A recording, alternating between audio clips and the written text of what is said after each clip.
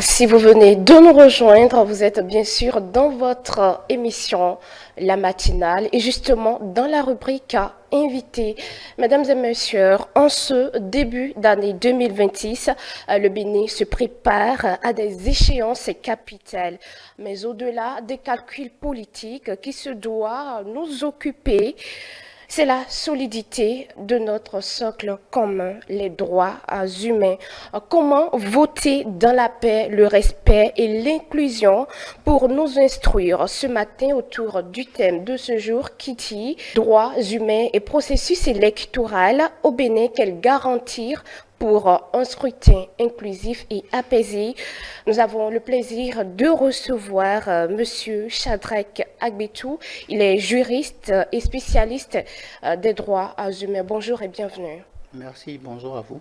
Déjà, la tradition l'oblige. Nous vous souhaitons une bonne et heureuse année 2026 et que, bien évidemment, les bénédictions soient. Merci et heureuse année à vous. Meilleurs vœux. Merci beaucoup. Je vous en prie. Alors, nous allons entrer à présent dans le vif du sujet. Droits humains et processus électoral au Bénin. Quelle garantie pour un scrutin inclusif et apaisé? Déjà, de première vue, quelle analyse faites-vous de cela? Merci.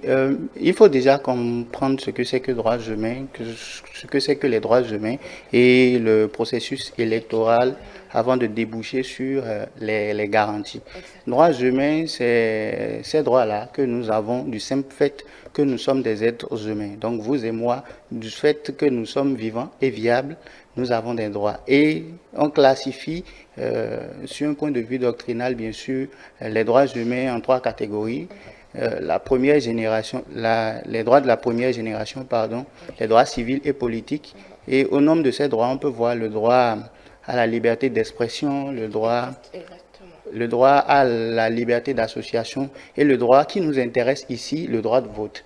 Le droit de vote dont la portée, le sens peut être apprécié par, par le biais de l'article 25, par exemple, du pacte international civil relatif aux droits civils et politiques, pardon, qui précise que les citoyens ont le droit ou la possibilité d'être élus ou de voter pour un représentant qui va organiser le vivre ensemble. Et au-delà de ça, vous allez voir que les droits des autres générations, de la première et de la deuxième génération, la mise en œuvre de ces droits-là dépend quelque part des gouvernants qui ont été élus. Donc, quand on parle de droits humains, le droit de vote est un droit fondamental, non seulement parce que c'est un droit reconnu à chaque individu, mais également c'est le droit qui permet aux individus de choisir ou d'être choisis comme candidat ou d'être choisi comme candidat, pardon, et de leur permettre d'avoir des représentants qui peuvent leur garantir une sorte d'accès facile à la jouissance du droit à l'éducation, du droit au logement et tout. Donc, ça, c'est le premier point. Le second point, quand on parle de processus électoral, il faut comprendre que c'est un ensemble d'étapes structurées qui part de la période préélectorale, électorale et à la période post-électorale. Exactement. Alors, on va aller du côté du diagnostic. Nous sommes en 2026, année charnière. Alors, selon vous, selon votre expertise, bien sûr, l'arsenal juridique béninois est-il aujourd'hui suffisamment robuste pour protéger, bien évidemment, le citoyen durant tout le processus électoral? Suffisamment robuste, je pense que oui.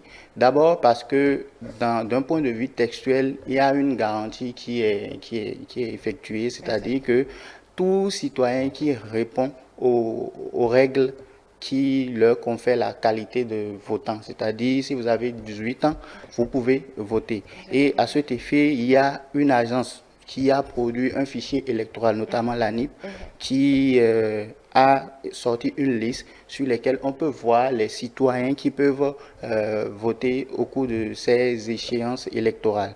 Mais au-delà de ça, il y a en termes de mise en œuvre, en termes de déploiement, en termes de mécanismes, il y a plusieurs éléments qui peuvent également renforcer le fait que le cadre juridique au Bénin est assez robuste pour garantir, en tout cas, à tout le moins une élection libre et inclusive. Donc, on peut citer par exemple les différents moyens matériels, voilà, qui vont être déployés, qui sont déjà en train d'être déployés sur le terrain Oui, pour que quand vous parlez bien évidemment de moyens matériels, Alors, je parle par exemple moyens matériels et humains, si on veut. d'accord, Par exemple, des délégués qui seront envoyés par absolument. la La Sénat, Sénat, bien évidemment, la Cour la Cour constitutionnelle et bien constitutionnelle, évidemment la commission béninoise la- des droits de des l'homme. droits Mais humains. au-delà de ça, il faut aussi faire mention du fait que tout cet arsenal-là doit contribuer à une jouissance égalitaire, sinon équitable, par rapport aux partis qui sont en lice pour prétendre que ce soit au poste pour lever un siège à l'Assemblée nationale D'accord. ou au niveau communal. Donc, je pense que, en tout cas, textuellement, et ce qu'on voit jusque-là, il y a un effort qui est fait Il y a pour un que effort. les élections se déroulent dans de bonnes conditions. D'accord, Monsieur Shadrach, on parle de la notion de garantie. Alors pour justement le téléspectateur qui nous regarde, qu'est-ce qu'une garantie, bien évidemment juridique? Est-ce un test sur papier ou une protection concrète qu'on voit véritablement sur le terrain? Euh, c'est les deux. Les deux. C'est d'abord une garantie textuelle et aussi une garantie dans la mise en œuvre. Et comme j'ai commencé déjà par le dire, c'est déjà le fait que dans la constitution béninoise, le suffrage il est universel Absolument. tout citoyen qui répond aux conditions dans lesquelles il faut se retrouver pour voter doit en principe être un votant. Donc, au-delà de ces prévisions textuelles, il y a aussi la mise en œuvre qui renforce la garantie de ce droit, le droit de vote. Vous allez remarquer que à chaque période électorale, il y a non seulement des séminaires qui s'organisent ça et là, en tout cas en ce qui concerne les organes de gestion des élections, vous avez vu la Sénat avec des séminaires qui Exactement. forment non seulement les partis politiques sur ce qu'il faut comprendre en ce qui concerne le code électoral. Nous avons également les partis politiques qui s'organisent, qui saisissent des juridictions pour s'assurer de la même compréhension qu'on peut avoir des dispositions textuelles et aussi des garanties. Quand je parle de garantie, c'est que tous les partis qui vont participer à l'élection puissent être traités de la De même la même manière. manière. Alors, Monsieur Chédar, nous allons bien évidemment rester dans la même logique. On parle du défi, pardon, de l'inclusion. Alors, un scrutin inclusif est souvent réclamé. Juridiquement, quels sont les critères, bien évidemment, non négociables pour qu'une élection soit dite concrètement inclusive au regard des standards, bien évidemment, internationaux des droits humains? Alors, j'ai déjà commencé par le dire à travers l'article 27 Exactement. du pacte international relatif aux droits civils et politiques. Il y a également la charte africaine de la démocratie, des élections et de la bonne gouvernance qui précise que les États partis doivent organiser des élections à bonne date, des élections qui sont libres et qui sont également inclusives. Maintenant, dans la constitution béninoise aussi, on voit ça et là quelques dispositions qui font état de ce que aucune élection ne peut être organisée en République du Bénin si les critères qui garantissent la transparence, la fiabilité du fichier électoral et la sincérité également du fichier électoral n'est pas garantie. Mais lorsque vous parlez de critères d'inclusion, ça, il faut faire une analyse, on va dire, avant, pendant et Et après après, la période électorale. électoral. Avant, nous avons vu un peu comment ça s'est passé en République du Bénin depuis le début d'année. Il y a eu des suspicions qui se sont observées en ce qui concerne le fichier électoral Électoral. et les partis de l'opposition se sont portés devant le président de la République pour exiger par exemple qu'on leur permette de réaliser un audit du fichier électoral afin de s'assurer que les personnes qui sont inscrites sur ce fichier-là sont réellement des personnes qui sont vivantes, qui jouissent de leurs droits civils et politiques. Donc, il y a cet élément-là qu'il faut apprécier. Actuellement, nous sommes en période de campagne électorale. Oui. Aussi, il faut que, en termes d'inclusion, il faut que les moyens mis à disposition des partis soient égalitaires. Et je pense que vous auriez remarqué que les plateaux télé sont, voilà, les partis politiques viennent faire part aux citoyens de... C'est un programme bien établi par la HAC déjà et tout ce qui va avec. Voilà, Oui. donc ça aussi c'est un élément d'appréciation. On aurait aimé que tous les partis puissent participer afin que l'échéance ou les joutes électorales soient comme d'habitude au Bénin, nourries de débats et de Exactement. concurrence saine. Et pour finir, en tout cas au niveau électoral, le scrutin même, Oui. il y a un certain nombre de garanties il faut observer.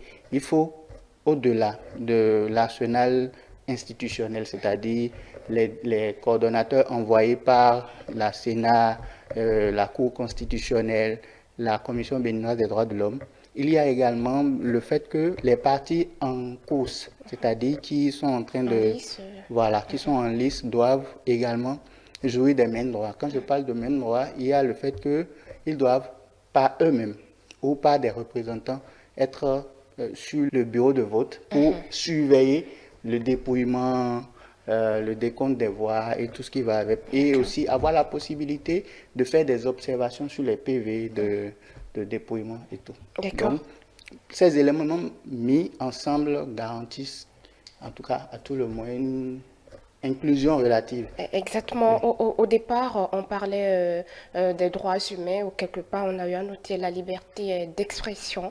Bien évidemment, en période électorale, la parole se libère parfois trop, mais comment exercer son droit critique sans tomber sous le coup des restrictions? Bien évidemment, nous sommes à l'ère de la digitalisation où on a aussi le code du numérique.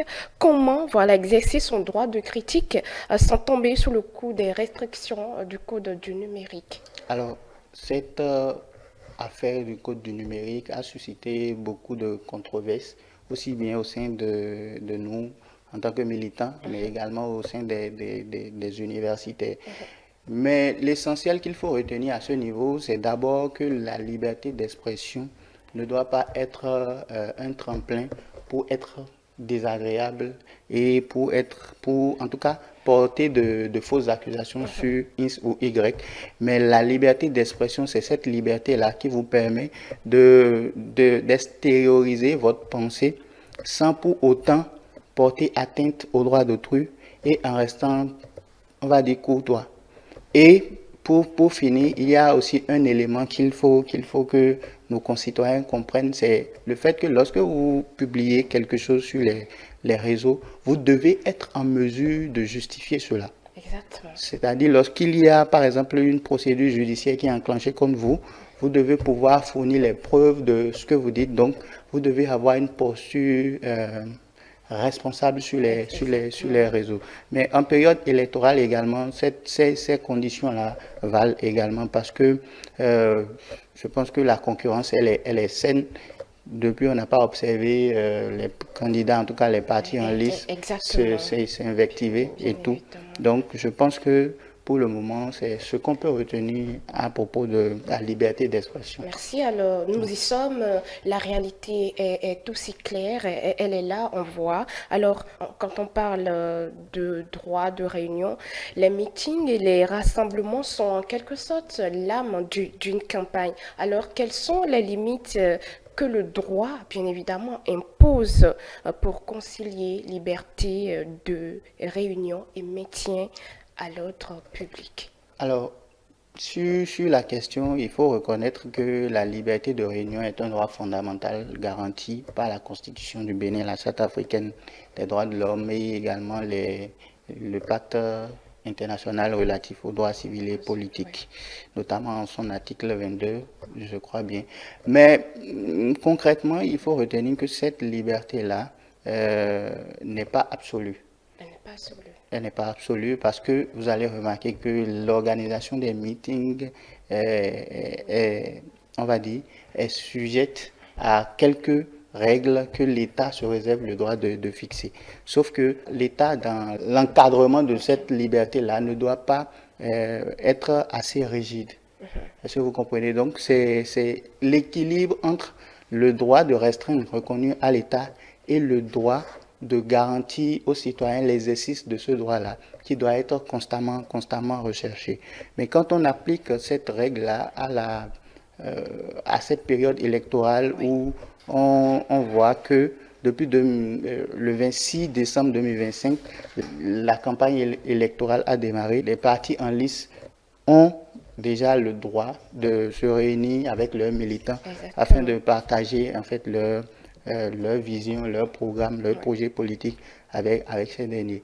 Mais ils doivent, dans une, on va dire, relative respect des textes législatifs en la matière, ne pas porter par exemple atteinte à l'ordre public.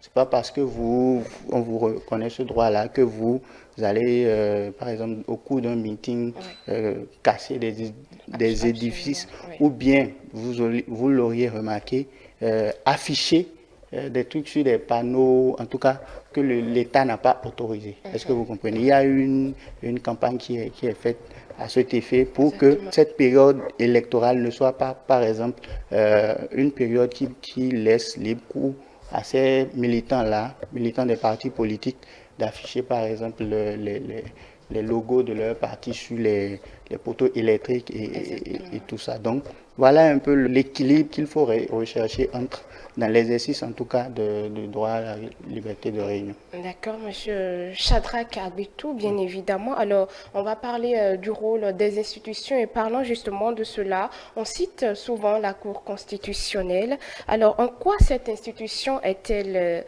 le rempart, voilà, ultime contre les violations des droits de l'homme durant, bien évidemment, un contentieux électoral? Très bien. La Cour constitutionnelle veille à la régularité des élections présidentielles, Absolument. des élections législatives et communales également. Mais principalement en ce qui concerne le contentieux électoral, c'est la Cour constitutionnelle est compétente pour connaître des contentieux qui naissent aussi bien au moment préélectoral, électoral et post-électoral en ce qui concerne les élections présidentielles au Bénin et les élections législatives. Maintenant, il y a des voies de recours qui s'offrent aux différents partis politiques qui se sentent lésés dans leurs droits, en tout cas au cours de la période électorale. Et vous l'auriez remarqué, c'est au moment où il y avait eu un conflit interne entre les démocrates. La Cour constitutionnelle a été saisie par eux. C'est un droit reconnu. Le droit de recours est un droit reconnu à ces partis politiques-là. Lorsque un droit garanti par la Constitution n'a pas été respecté. Et pour être plus factuel, on va remarquer également que ce soit de l'inscription sur la liste électorale, le dépôt des candidatures, voilà, le dépôt des candidatures à la publication provisoire des résultats, la Cour constitutionnelle est compétente pour connaître de toutes les contestations qui peuvent naître de ces opérations-là. Donc voilà à peu près le rôle que la Cour constitutionnelle joue en termes de contentieux et électoral.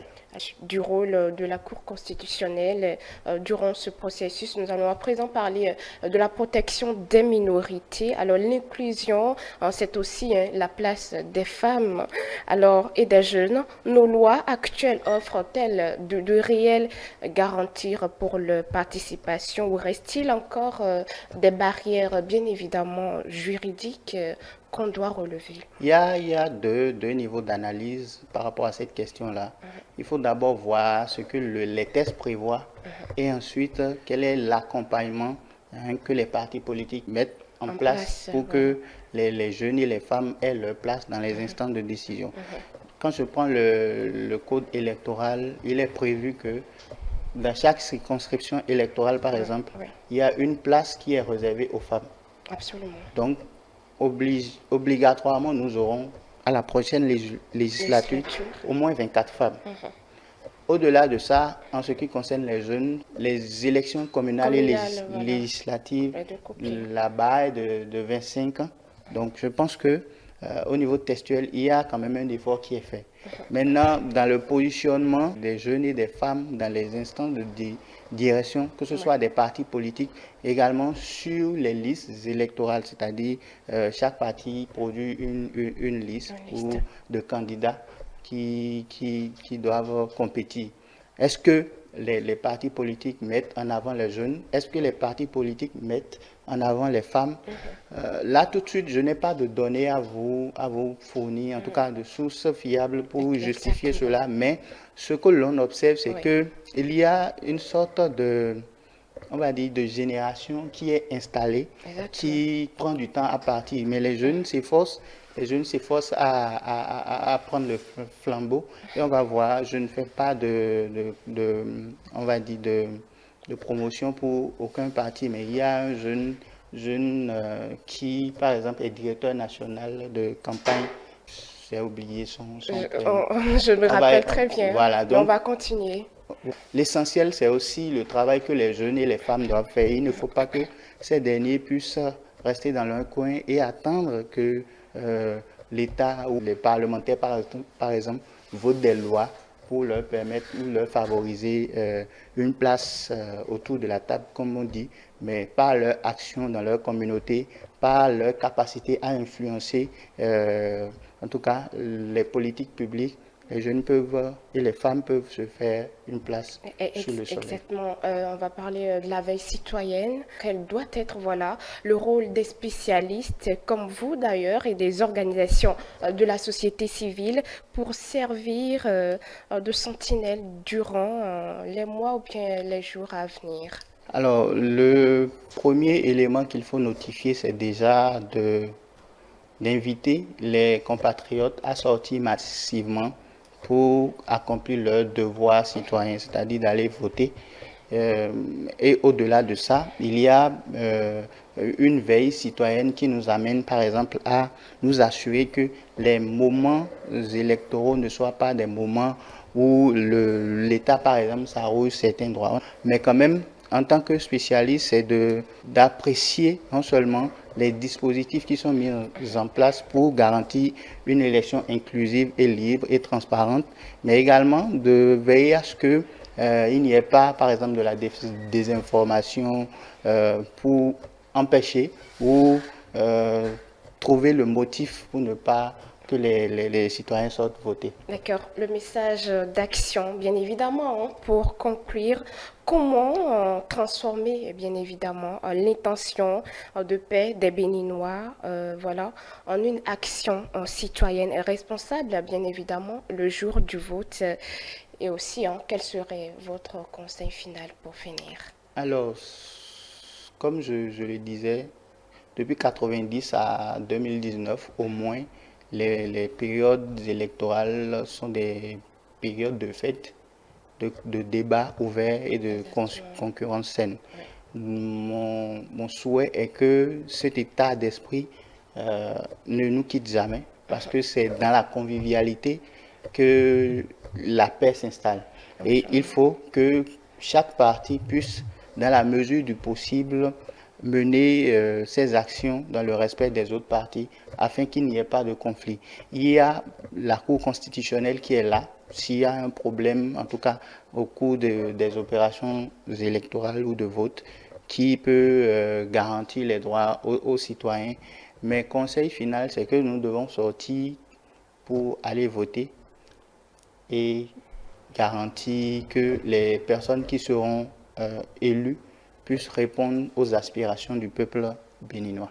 Nous devons sortir pour aller voter. Merci beaucoup, Monsieur Shadrack Agbetou. Merci d'avoir répondu présent à notre invitation. C'est moi. Alors, c'est la fin de la rubrique invité de la matinale de ce jour. Mesdames et messieurs, merci de nous avoir suivis. Nous retiendrons que la démocratie est d'abord une question de respect des règles et des droits de chacun. Restez avec nous. Votre émission, La Matinale, continue.